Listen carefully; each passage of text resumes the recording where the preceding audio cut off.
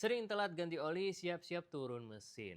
Teman-teman pasti nggak mau dong mobil yang kita sayangi, abis itu sering kita pakai, tapi kita suka nggak ngerawat, akhirnya mobilnya itu nggak bisa jalan lagi dan harus turun mesin.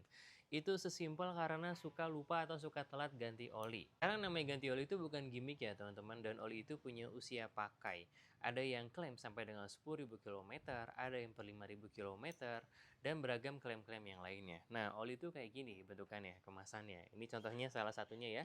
Ini dari mereknya Pertamina, Fastron. Ini harganya nggak begitu mahal. Tapi kalau misalnya sering ganti oli, dan oli itu ada original, itu lebih baik daripada kita paksain oli dengan harga yang tinggi terus 10.000 km. Jadi lebih sering sirkulasi, lebih sering diganti olinya, itu lebih baik ada yang 2.000, ada yang per 3.000 km. Nggak apa-apa, nggak usah yang mahal-mahal, tapi bisa yang lebih murah, tapi yang penting adalah original. Serta pastikan juga di sini ada speknya ya, ada SAE-nya. Ini adalah semacam kekentalan oli.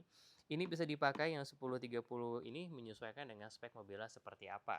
Semakin muda usianya, biasanya akan semakin encer, yaitu yang 0W20. Tapi kalau semakin tua, kayak mobil kita ini nih, ini lebih tua lagi, tahun 90, dia itu pakainya yang 20W50. Dan kalau sampai telat ganti oli ini akan menyebabkan mampet di dalam mesin. Jadi mesinnya itu dia ada pompa oli di bagian bawah yang akan memompa ke bagian atas lalu akan menyebar ke ruang mesinnya. Nah, ketika ternyata saluran ini mampet gara-gara olinya mengeras, ya udah wassalam, itu turun mesin. Jadi jangan sampai telat ganti oli dan ikutin kita terus ya untuk tips-tips seputar ngerawat mobil yang simple tapi sederhana. Barakallahu fikum.